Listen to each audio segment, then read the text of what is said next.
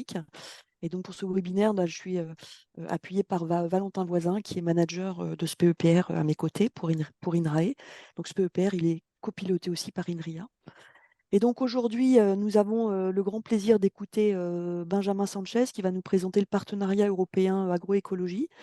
Donc, Benjamin Sanchez, il travaille à la direction internationale de l'Agence nationale espagnole pour la recherche, qui est une agence indépendante de financement de la recherche et de l'innovation.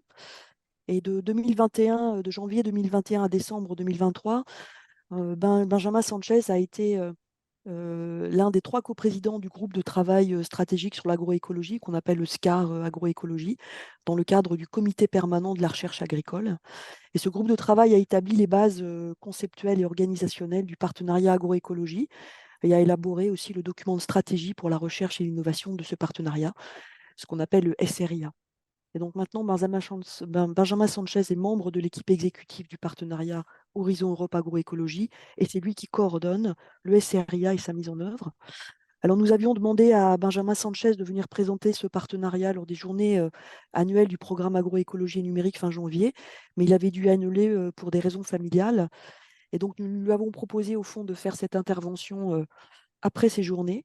Et nous le remercions très sincèrement d'avoir accepté de faire ce webinaire aujourd'hui, car ce webinaire, bien évidemment, il alimente la dynamique scientifique du programme agroécologie numérique en offrant une perspective sur l'agroécologie à l'échelle européenne. Donc la présentation de Benjamin Sanchez sera en anglais et sera suivie d'une séquence de questions-réponses. Donc vous aurez la possibilité de poser vos questions dans le chat en français ou en anglais. Et puis, je vous laisserai la parole si, par exemple, il y a besoin de préciser les questions. J'essaierai de traduire au mieux les questions qui seront posées en français. Donc, comme indiqué au départ, le webinaire sera enregistré et ensuite disponible sur le site web du PEPR. Donc, nous étions convenus avec Benjamin que je fasse cette introduction en français. Mais maintenant, je lui laisse la parole pour qu'il fasse sa présentation en anglais. So, Benjamin, the floor is yours, and thank you very much for your presence today.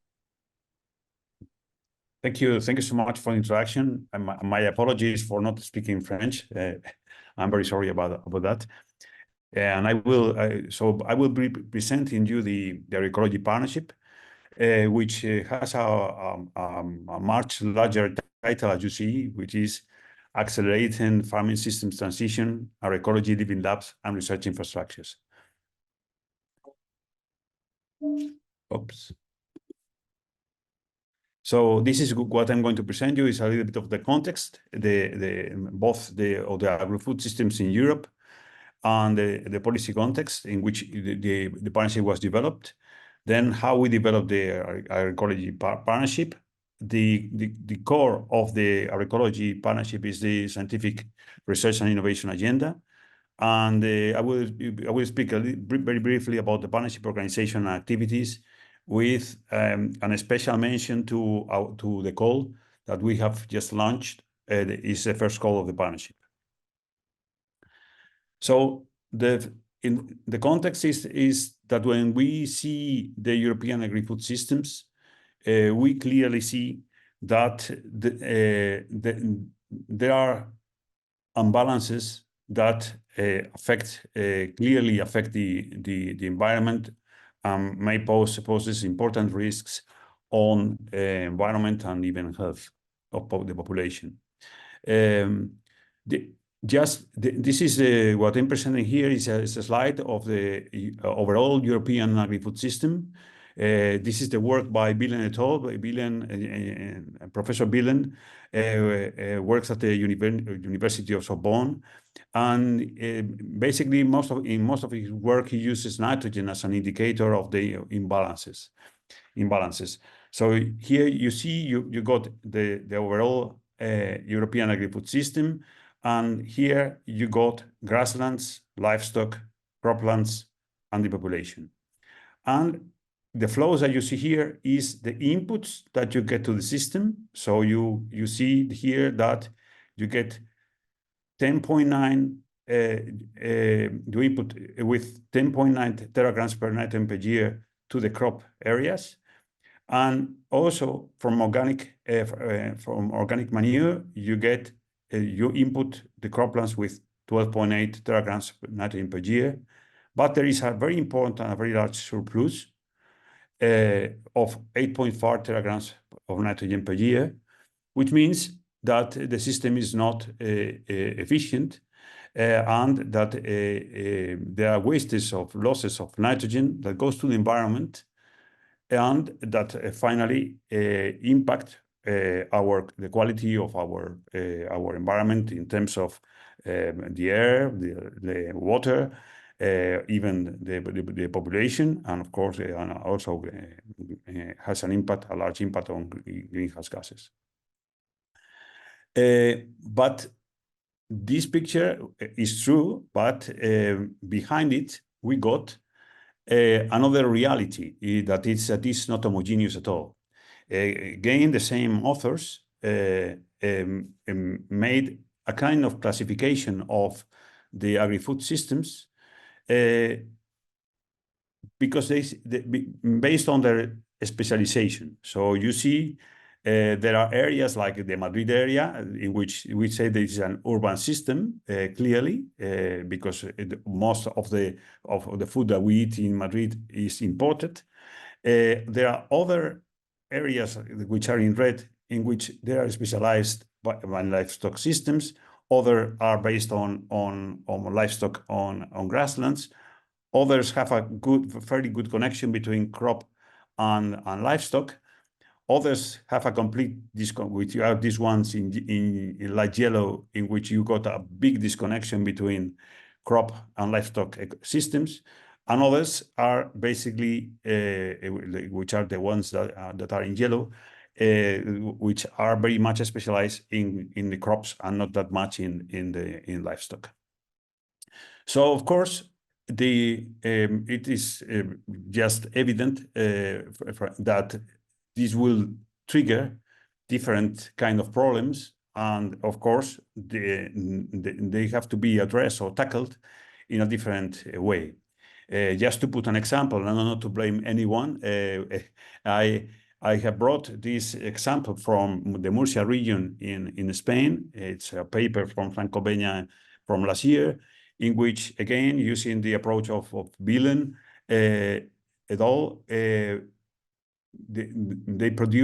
they see that there's a big disconnection of between the cropland and livestock system. You see that the livestock is in this area relies very much on the import of feed from abroad, and while the output in terms of manure is very little compared to the synthetic fertilizers, the input for croplands.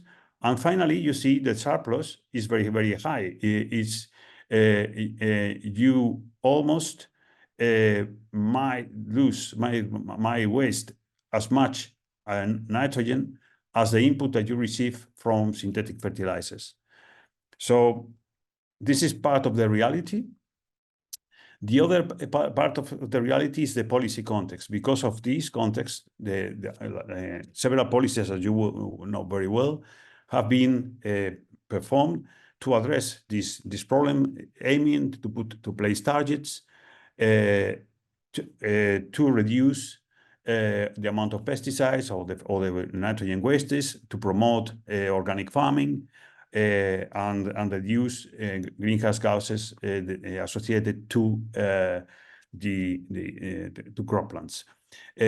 Also, all important features are the soil monitoring law, the proposal for a directive, the proposal for a regulation for the certification framework for carbon removals. But there are also the realities as well, which have to be also taken into account, which are the implications that the COVID-19 and the war conflicts, the lessons we have learned from them. First of all, they got implications on the energy and price of inputs. So these inefficiencies in the system, besides their impact on the environment, they also had a big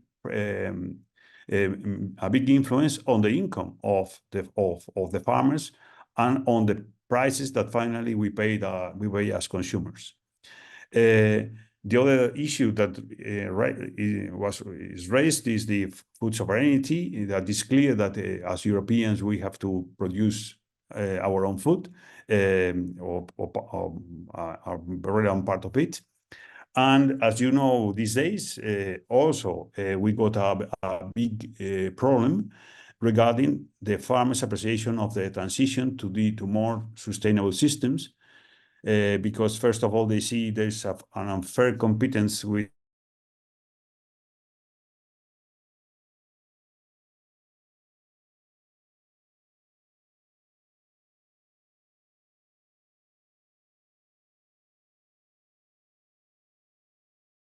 taking food from abroad, products from abroad, that are not produced in the same way that we produce, both in terms of social and economic issues and also environmentally. And they feel that they have been left behind of the deliberations and are not appropriately considered. And they also think that there is an unfair share of benefits and costs across the value chain. So this is a crucial issue because it's impossible to make a transformation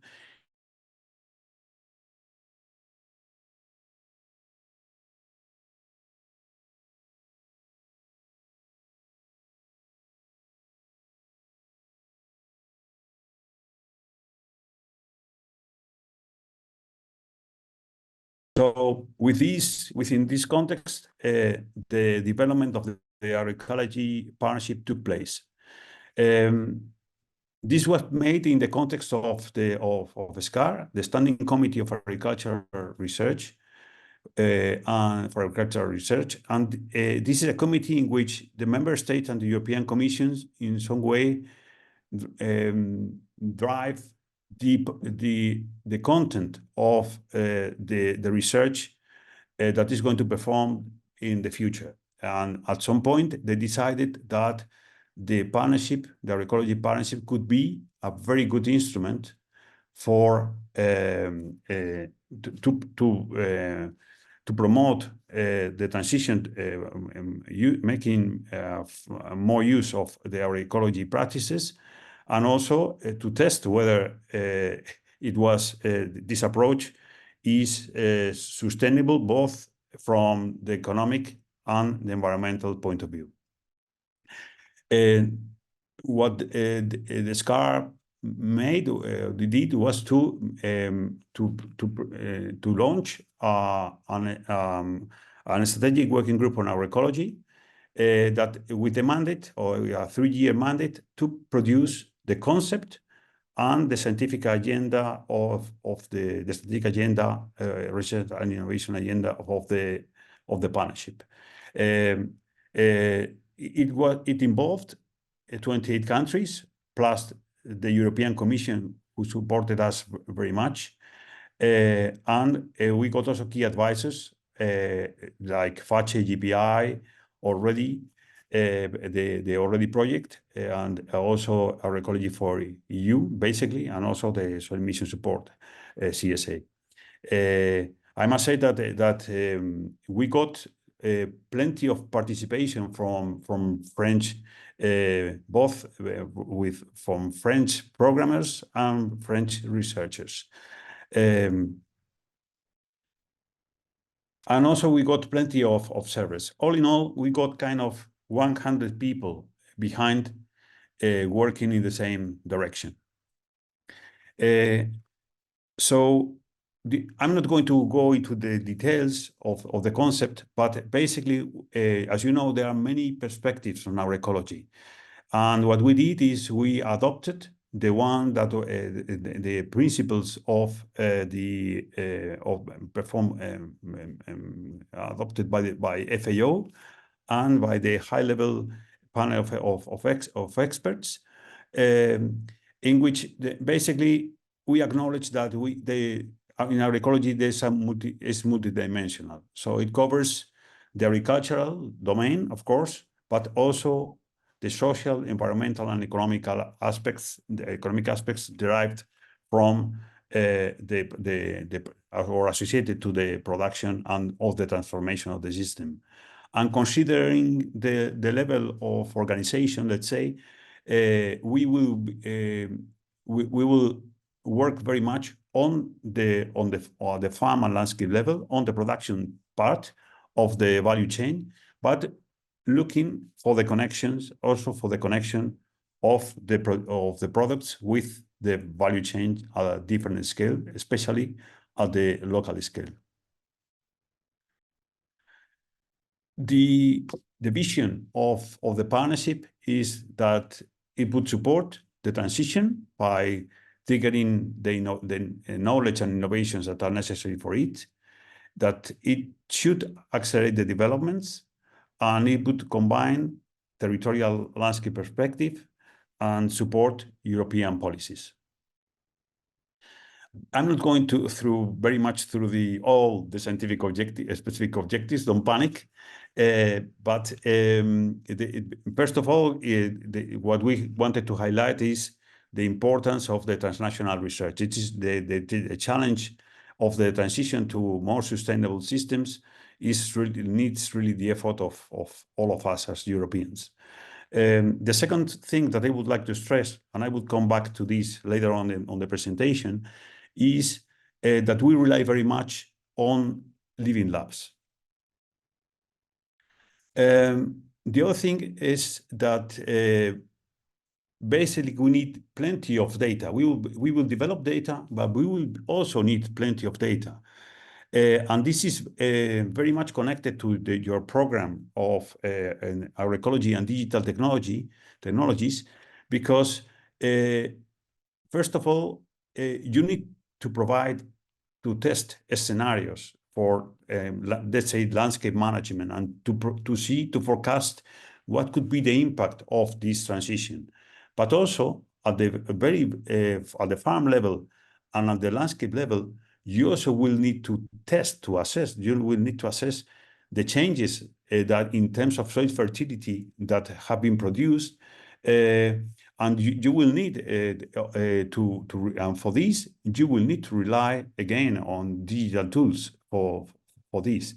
And of course, we will have to also to provide the farmers with tools as well for the proper management of the system. And again, the digital tools, I think that they could be very useful in this regard. The other thing is that through the use of living labs, we think that the uptake of the innovations that we will produce will be much faster than it is now. And of course, we will provide mechanisms for science policy dialogue and evidence and support evidence-based policies supporting the transition. We will be focusing on primary production. So in two directions.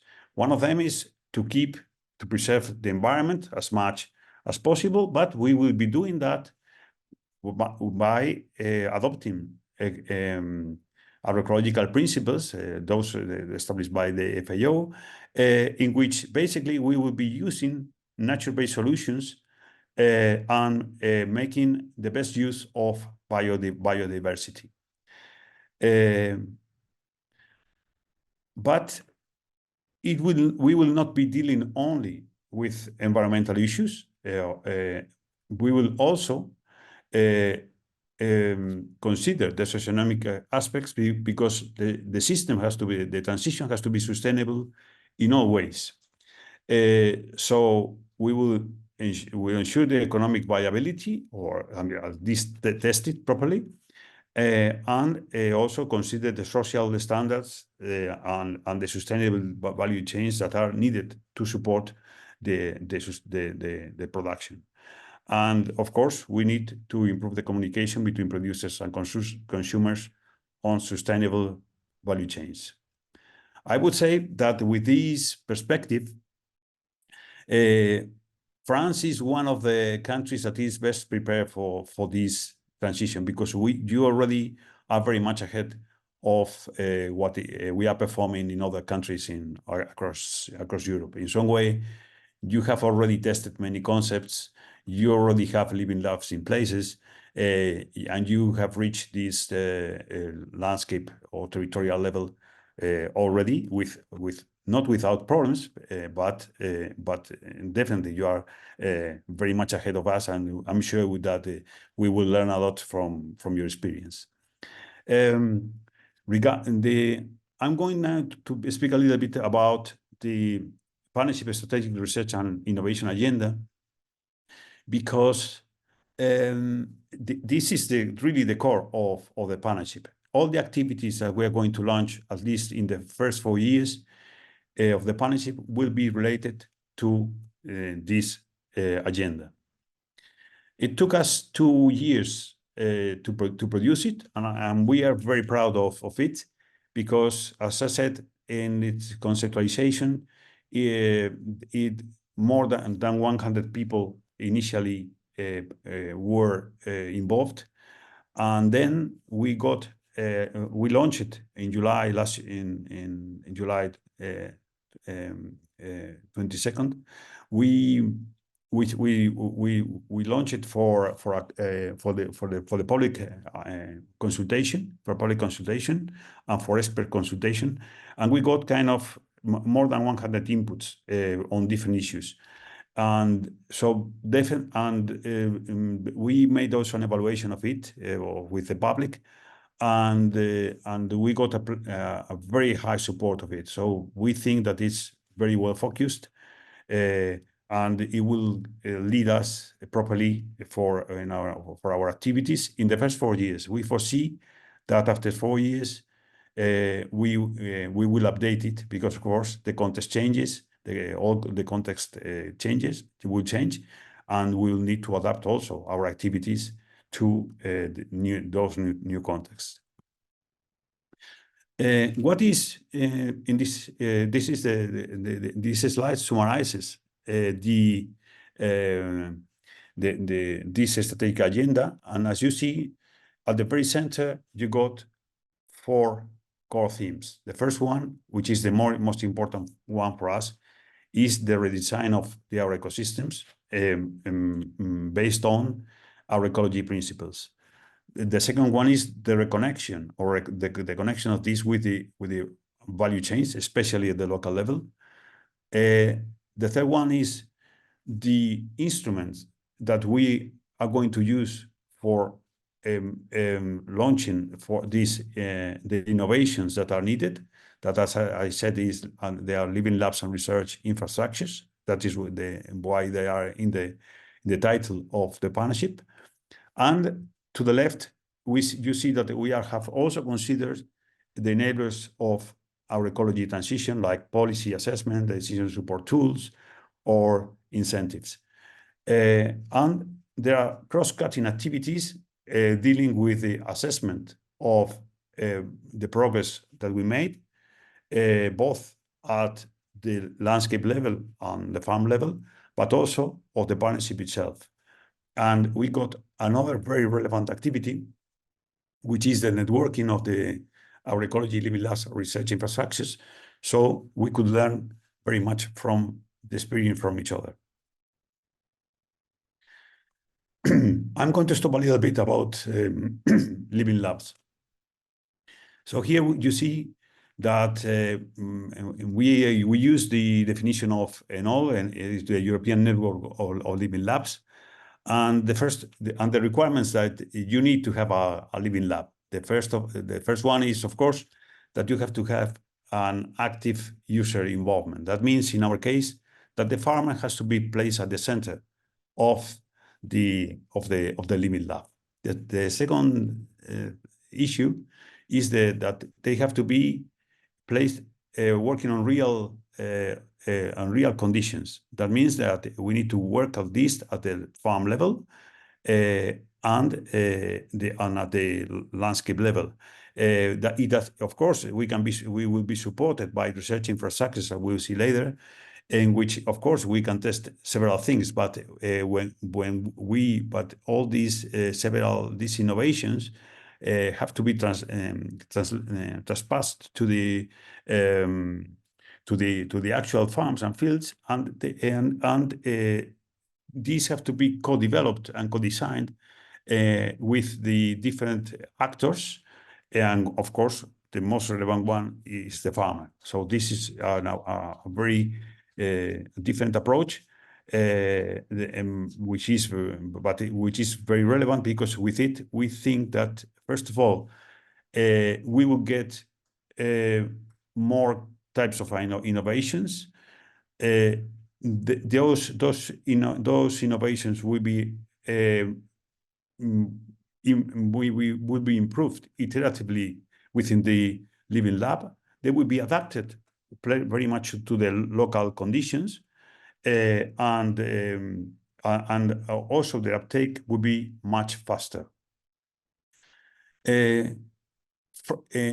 And in fact, for us, this is very, very important, because we think that they are especially suited to speed up the development of the innovations and their uptake. Also, they are very much suited to this kind of practices that really are have to be context specific, and where you cannot really say, okay, I'm going to use directly the innovations that have been developed in another set of different, very different conditions. So we really think that that Living Labs is the instrument to follow. They will be supported, of course, with research infrastructures, and again here we have two kind of infrastructures. One of them will be the experimental sites that let's say that research performing organizations have here and there close to the farms, and where things can be tested and co-designed with the farmer prior to testing them at a larger scale. But also we need infrastructures that provide us with the proper ICT tools to make scenarios, run models, and connect the information behind it for performing the assessments. I'm going to give you just a little bit of flavor since I will deliver you will send the presentation, so I'm not going to follow it completely, but just to give you a flavor of what is behind these elements, the 4 elements that I spoke about before. When we spoke about the redesigning the ecosystems, we are speaking about the supporting the change of practice based on these agroecology principles. We consider also the landscape agroecology and territorial planning, and we want to provide the decision support tools for agroecology farmers. Again, this is a connection with your program on agroecology and digital technologies. And of course, we won't forget the social aspects related to the transition, to avoid some of the problems that we're facing nowadays with the farmers. But we are fully convinced that placing the farmer at the center is the way to go. Regarding the redesign of agroecology value chains, what it is basically what we aim to do is to couple the practices, the production practices, with the perspectives, value chain perspectives. We also want to speak about the traceability of products, and developing and adapting business models, because you will need also plenty of devices as well for making the transitions and the practices. Regarding the involvement of Living Labs, this will be an experiment by itself, because you need organizational models. Of course, some of them will fail. You need to test the governance, how you make the linkages with the research infrastructures. But you also again have to assess the impact of the Living Labs and research infrastructures, and also the individual performance.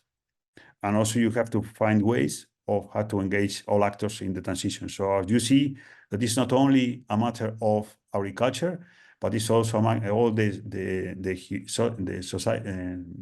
social sciences and humanities are also involved in this regard. When we speak about the enablers of our ecology transition, we speak about basically about the context, and of course the policy context is very important. So we would try to find ways to enhance the coherence between the different policies that affect the transition. And again, the decision support tools are very important here. And we will test appropriate incentives. I'm not going to go through these because basically it's something that I have already said. I will left it for the presentation. I will deliver to you. And finally, I'm going to the final block, which is the composition or and activities of the partnership, Agroecology partnership itself. So right now it has been launched in January this year, and it counts with 70 partners from 26 countries, which are in blue in the map you see it to the right. It is foreseen that it will get 240 million euros. 50% are co-funded by the European Union. The other ones come from the member states. And it will run for 7 years. Although since it will launch calls, it actually will last for almost 10 years, because you can have a call in the 7th year, and then the project will finish 3 years later. Who are the entities that are involved are ministries and policymakers, research funding organizations, research performance organizations, and regional authorities. In the case of France, these are the entities that are working within the partnership. One is NAR, the Pays de la Loire, INRAE, ARID, CNRS, and SIGAT are the entities that work here. For us, it's very important the commitment of the regions, because since we are speaking about a partnership that is very much that is going to be very much working very much at the local level, the transition has to be verified at this level, and for that you need the involvement of the regional authorities as well. So it's very good that in some countries, like in France, in Italy, and in Spain, for instance, we got this kind of support from different regions. Most of our activities, the budget of our activities, will be related to open calls. In this way, we will work basically for this, it's only for this part, as an ERANET. What we will make is on joint calls, and they are completely open calls, although there are research performance organizations inside. This is not a closed club, and on the contrary, we will promote very much that there are open calls, that the calls are open to others. And in regards to the second part of the budget, or the second largest share goes to living labs and research infrastructures, because we want to support their participation. We are not funding them, but we will fund their activities. And here we want to establish a network of agroecology living labs and support to build capacities within them. And another very large share of the budget goes to monitoring of impacts. Again, that the digital tools are very important here. And finally, another share of the the budget goes to the science policy, because we think it's very important that we get what we learn is really reaches policies, both at the regional level, but also at the national and European level, whenever possible. And finally, I would like to finish with, this is my last slide. Just to announce that the first call has already been launched. You get the link over there. The deadline for the pre-proposals is April 26th. And there is it will be based on 2 themes. One goes to farm level, and the other one goes to the landscape and territorial level, focus on it. And behind as you will see, behind these themes, there are sub-themes, and you have to cover at least 3 of these sub-themes in when you make your proposals. There's going to be a webinar associated to this call, in which we will be speaking about the details of this call. So please don't miss it if you are interested in it. And the link to register to that webinar is already can be found in the same link as on the top of this slide.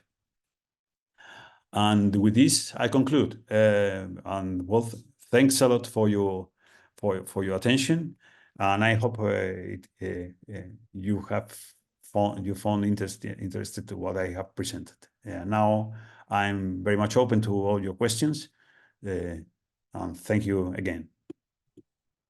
Well, thank you very much, Benjamin, for this overview, and that's very interesting for us to have this broad picture at the European level and to foresee how maybe we can interact by the projects we can both fund, because you see our program on agroecology and ICT also will end in 2030. So we are in the same timeline, I would say. So since we are not so many in the audience, maybe you can raise your hand if you have any questions you would like to ask to Benjamin.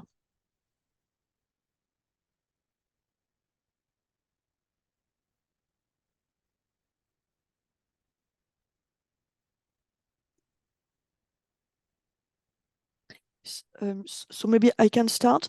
Are there already projects that have started? No, because since we are newcomers, so we started in January this year. Okay. So what we did is before we started, we prepared the call that we has launched on the 15th of February. So it's very recent. So no, we expect the projects to be launched by the end of this year. Because they have to go through the evaluation process. It's a 2-step. So what we do is, instead of having to ask for preparing very dull paperwork, we say you make a proposal, we evaluate that, and then if you pass it, then you get an answer. So, and that takes time, and that is why the overall process will take almost 1 year. Yeah, no, because you see, for some partnerships, there are internal projects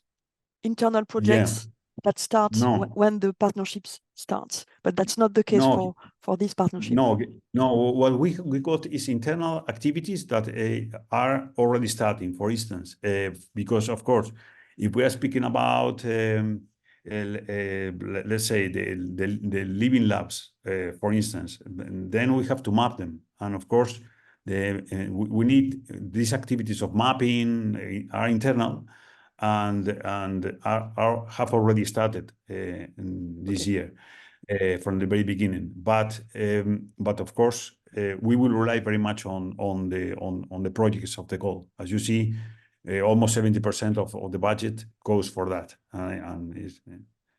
Okay, so there is one question. Maybe Rida, maybe you can open your camera, switch on your camera, and Yeah. Thank you, Benjamin. Thank you so much. Thank you, Benjamin, for this presentation. And I just wonder, so I expressed my interest already. I sent you a mail to ask about this call, and thank you for your response. My question is, I mean, to respond to this call, can we combine like different living labs from different countries, or the living labs can be from the same country? For example, here in France, can we combine like the same three, for example, living lab at France level, or we should expand our connection to other countries, European countries? Yeah, this is a very good question, and yes, you will need to connect with at least 2 other countries. Okay, and for but there's a tricky thing as well. That is that you have to when you see the call, you got to go to the pages 25, 26, or maybe it's 26, 27, but it's around that, in which you will see the commitments of the different because the call is co-funded by the European Commission. But the European Commission says is, okay, you countries, your funders, tell me what is your commitment beforehand. So every country or every agency from every country says, because for instance, in France, there are several, in Spain is the same case. So every funding agency say, okay, I commit this amount of money. And then I also tell you the maximum amount of money that I'm going to give for a single project. And that is something that you have to play with.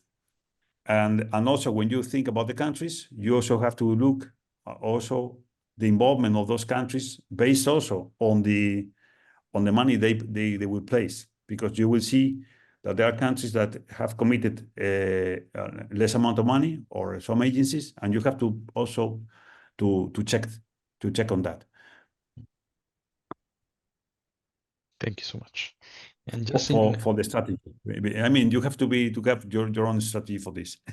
Yes, and I want just to finish with with another question, which is linked to the first question. In the call, I saw that it is possible to connect as well countries from developing countries.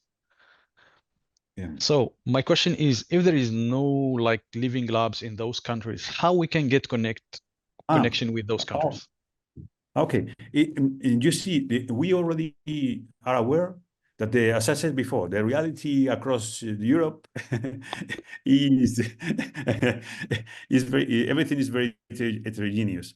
So I just say there are countries like yours in which, as I said, you are very much ahead in living labs, but other countries are not have not gone that far, and it's probably and we want not only the ones that are very much ahead, but everybody. So we even if there's some living labs which are established, and you play also with other partners which aim to have a living lab on this.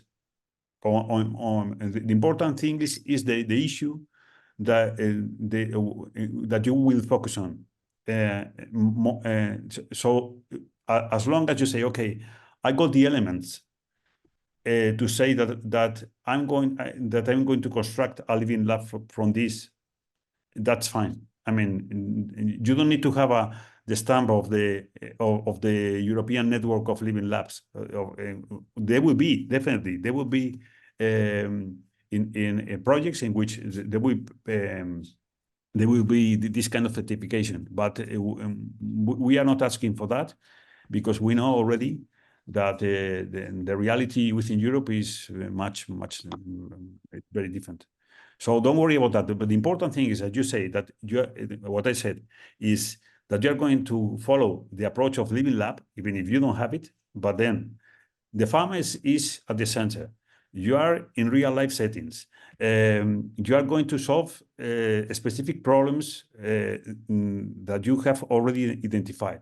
And you are going to follow this multi-actor approach, taking as much actors as possible, and this combination let's say, life sciences and agricultural sciences with the social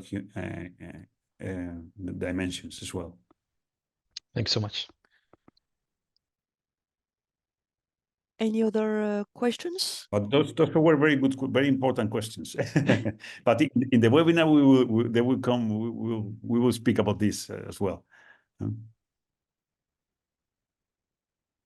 So there is no hand raised yet. So maybe I have one question. You started by highlighting the importance of nitrogen losses. Yeah. Do you expect actually many projects to address this issue with a circularity?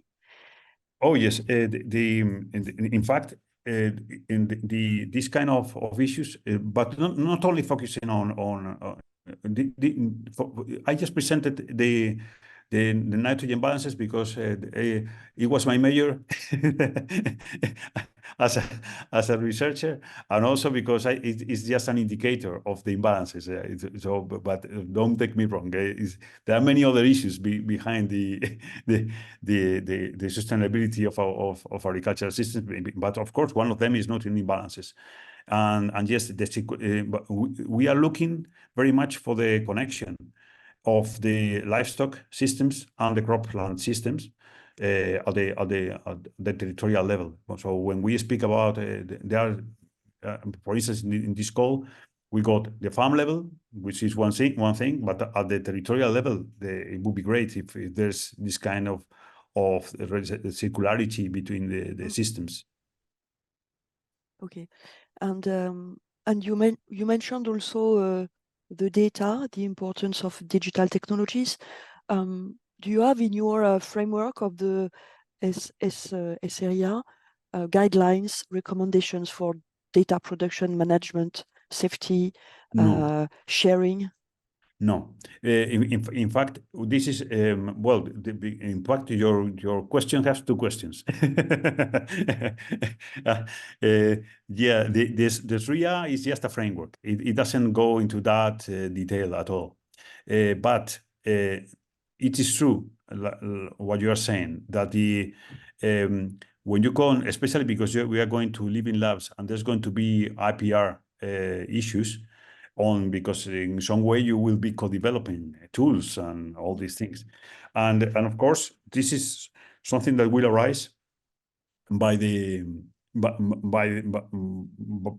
organization of the living labs that are participating in the partnership through the projects, and the idea is to the network of the living labs participating in the project. It will be constructed because of this, because several issues will be raised, like IPRs. Definitely is okay now. How we share IPRs and how we protect them, or how we share them, or whatever, and for that is, but we will leave this to the reality of each living lab, and they will know how to handle this, and I'm sure that we will learn from each other on this regard. You see, for instance, in just speaking of practices or devices, you will need new machinery for when performing this kind of practices. Then, since you will be having the farmer place at the center of the innovation, and he will not only be testing it, but he will also probably helping to develop it properly. So the IPR issues are going to be very relevant, of course. Yeah. So feel free to raise your hand, and all questions are welcome. So I'm maybe waiting for. I have another one, because sometimes you see when we talk about ICT for agroecology, there is a kind of fear on kind of tension between law, low tech and high tech. So Yeah. do you, I don't know, but do you feel that relying on living labs increases this kind of tension between high tech and low tech, or if it's not relevant at all? I would say that this is more a conceptual matter rather than the instrument that we choose. Of course, I would tell you the reality in my country for this, because is the one that I know more. And here, what we see is that first of all is the approach that when technology comes to farmers, we have to think about the size of the farm of the exploitations, and so the larger ones not have any problem in adopting technologies, but for the farmers that have less areas, then it's more difficult to get it. And besides, also we see that there are plenty of small companies that provide them with tools or with sensors and say, yeah, we are going to solve your problem, because you see, we come here with the devices, with the sensors, with our software. And our experience is that they disappear from time to time. And when another company comes, new sensors have to be provided. The software doesn't work with those sensors, so the whole thing is a kind of mess. So the farmer is kind of reluctant as well because of this experience to get on it. It's not completely reluctant, but it's reluctant because of the experience they got, and also in the agroecology field. There are also different perceptions so there are ones that are very much afraid of the farmer losing the power by increasing the technologies. But honestly, I think that a fair use of the technology will go in the benefit of everyone. Definitely, I mean, even just not speaking about the farmers, but even we will need to test whether a practice is better than other, or is reasonable in terms of sustainability, economic sustainability, and even the impact on environment. And for that, you need the technology to test it, because we cannot measure all the by hand. All the variables, environmental variables that you have to consider. So in some way, you will need the sensors, and probably you will need remote sensing for this. Especially because all these issues will be very much connected also with the policy context, like the CAP itself, the practices that are subsidized by CAP need to be tested as well, whether they are going in the right direction or not. And for that, again, just for that, you need also the technology. So it might be in the forefront, maybe a little bit behind, but definitely you need these digital tools. And besides, you need, as I said, you need the models, you need the facilities to run the models. You need to put the scenarios in that models and to test the scenarios. If you are speaking about the territorial planning as well, you need this kind of tools. So I don't see how we cannot say that we are not going to rely on this kind of tools. Thank you. Maybe Rida, the last. Maybe it's almost 1 o'clock. So Rida, the last question. Thank you. Okay, thank you so much. So my question is, like, can we respond to this call without going through living labs? I mean, can we combine, for example, 3 research institutions? For example, I am in INRAE. Can we combine like with other institutions from other countries, and that can run like that? Yeah, but you have to be very careful. Yeah. You can do it. definitely. Because of what I said before, the reality in Europe is very much different, and we are very strict about, okay, bring here your living lab standby in all, for instance, or whatever other certification scheme. Then we will just rely on those that are already very much ahead. And what will be very good is that the ones that are very much ahead also support or are combined with others that are not at the forefront of these changes. What is important is that in some way there's that even though it is not a living lab, a certified living lab, that at least you got the elements and they are clear for the evaluator, that you say, okay, I have placed the farmer at the center of my activity. I am working on actual fields. Of course, there might be experimental farms from research performing organizations supporting them in some way, but farmers have to be inside. Co-design is another word that is very important. Is that we are going to co-design. Well, you are going to, yeah.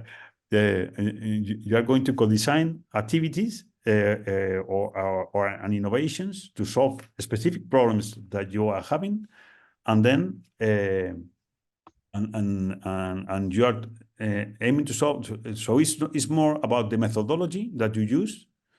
That these elements of living labs have to be there, although the living lab is not completely there. And if you show, for instance, that there is an interest of even a kind of commitment or of the local authorities, for instance, in following your activities, that would also give value to your work, to your proposal.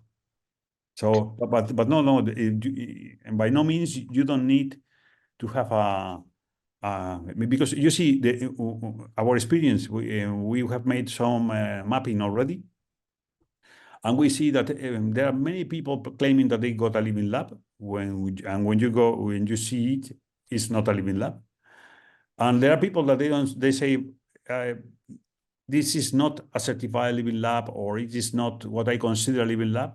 And on the contrary, we have seen that it is a living lab. so just because you don't name yourself a living lab, it doesn't mean that you are not a living lab or that you are not eligible to participate in the project. Thank you so much. I don't know if I have explained me. Yeah. Very good. Thank you. Okay. So maybe we are now close to the end. So thank you very much. So it's a start to discuss also between our two the very big partnership and our, I would say, not so small program at the French level. So thank you very much for your presence today and for your time, and thanks for all the participants. And this webinar will be available on our website, so feel free to advertise also on this webinar availability. So thank you so much, and see you very soon for next steps. And we will advertise also on the call and the webinar on March 5th. Thank you so much. Thank you so much for everything. A real pleasure. Look forward to cooperate in the future. Yes, thank you very much. Bye-bye. Bye-bye. Bye-bye.